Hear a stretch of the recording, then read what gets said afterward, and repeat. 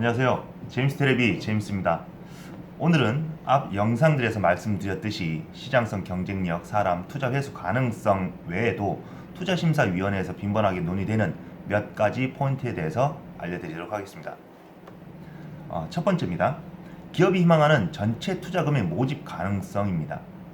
10억을 투자 유치하려는 기업이 VC 한 곳에서부터 5억을 투자 유치 결정되었다면 그때 기업과 VC 생각이 조금은 다를 수 있습니다. 기업은 5억만 더 추가 모집하면 되겠다라고 생각하겠지만 VC는 5억으로 회사가 계획대로 일을 진행할 수 있을까? 혼자 투자했다가 잊어둬도 안 되는 게 아닐까라는 생각을 하게 될 수 있다는 겁니다. 기업이 투자 유치 활동을 시작할 때 회사의 마일스톤을 달성하기 위한 최소 금액을 예상하고서 투자 규모를 결정했을 겁니다. 여기서 마일스톤이라는 건 그냥 이정표라고 생각하시면 돼요. 기업이 목표라는 마일스톤을 달성하기에 부족한 금액의 투자금으로는 VC가 투자해봤자 위험하다고 생각할 수 있다는 의미입니다. 이런 판단을 하면 투자 의향을 가졌던 VC조차 전체 투자금이 모일 때까지 투자 의사결정을 보류한다든가 또는 투심위에서 규결이 될 가능성이 있습니다. 특히 초기 기업일수록 마일스톤 내용을 다시 점검하고 꼭 필요한 금액으로 IR 때부터 VC와 소통하는 게 좋겠습니다. 만약 여러 곳의 VC에서 투자 의향을 보여서 생각보다 투자금이 많이 모였다면 굉장히 좋겠죠. 크게 투자 유치를 하려다가 하나도 안 되는 것보다는 작은 규모로 시작해서 기회가 된다면 투자 유치를 조금씩 늘려보는 것도 좋은 전략이 되겠습니다. 두 번째입니다. 실사에서 이슈가 도출되었을 때입니다. 제가 그 전 영상들에서 VC의 투자 프로세스에 대해서 제가 말씀드린 적이 있어요. 그 중에서 실사가 굉장히 중요한 과정이라고 말씀드렸었죠. 회계법인이 투입되어 수정 재무제표를 작성하는 과정에서 예를 들어 자본 잠식이라든가 아니면 법적 소송 진행이 만약 발견된다면 투심이 때까지는 반응이 좋았더라도 갑자기 상황이 급반전될 수 있습니다. 자본 잠식이야 초기 기업에서는 당연히 일어날 수 있는 일입니다. 그런 것은 VC 입장에서도 어느 정도 고려는 합니다. 이해는 합니다. 그리고 IR 때 그에 대한 질문을 미리 예상해서 좀 준비하는 게 좋겠죠. 그리고 처음부터 투자 제안서를 IR 피칭할 때 정확하게 작성을 했다면 이런 일이 없겠죠. 의심을 안 사는 텐데 처음에는 이랬는데 나중에 그게 한마디로 뽀록 난다면 문제가 될 수 있어요. 그러니까 처음부터 잘 작성하시길 바랍니다. 세 번째, 지분 관계 이슈 또는 주주 리스크입니다. 초기 기업일수록 대표이사의 지분율이 낮은 건 VC 투자 유치에서 분명히 말이 나올 수 있습니다. 또한 대표이사 지분율이 낮지는 않더라도 참여 주주 중 회사에 전혀 도움이 되지 않는 그 업계 평판을 가진 분들이 간혹 있는 경우가 있습니다. 이런 것도 VC 투자 진행 여부를 진지하게 고민하게 만드는 이유가 돼요. 도움이 안 되는 분이 주주에 있으면 뭐합니까? VC에서는 회사가 잘 되길 바라거든요. 상장되길 바라잖아요. 필요 없는 분들은 빼시는 게 좋습니다.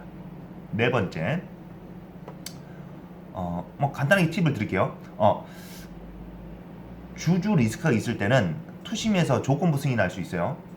대표이사 기존 주주들의 주식을 대표이사가 일부 매입을 해서 지분을 좀 늘리게 한다던가 기존의 가수금을 회사에 투입한 게 있다면 한마디로 대표가 돈을 회사에 좀 더 투입해 놓은 게 있다면 출자전을 해서 지분을 좀 늘리던가 하는 이런 조건부 결정이 나올 수도 있어요. 자, 이번엔 이제 네 번째입니다. 계약 조건 조율에서 난항이 조금 발생될 때입니다. VC 업계에서의 표준 투자 계약서가 A4 용지 한 20장 정도 된다고 제가 그 전에 말씀드렸었습니다. 이것은 공통적인 표준 내용이기 때문에 투자 대상 기업마다 달라지는 건 정말 중요한 게 특약사항입니다. 특약사항은 말 그대로 회사마다 상황에 따라서 천차만별이기 때문에 언급하기는 굉장히 좀 어려운 부분이 있습니다. 그럼에도 창업자가 고려할 만큼 빈번히 나오는 내용에 대해서는 이후에 알아보도록 할게요. 이제까지 투자 유치 부결 원인에 대해서 전체적으로 좀 알아봤습니다. 하지만 모든 내용을 다 담기에는 무리가 있으니까 요 점은 좀 양해를 부탁드리겠어요. 그래도 적지 않은 부분은 좀 이해하셨으리라고 생각합니다. 처음부터 말씀드렸듯이 투자 유치에도 전략이 필요합니다. 비즈니스 모델을 마련하고 수정하는 과정에서부터가 이미 투자 유치 활동이라고 보시면 돼요. 그렇기 때문에 투자 유치를 위해서 자가 체크 및 객관적이고 냉정한 평가는 좀 솔직히 쉽지 않습니다.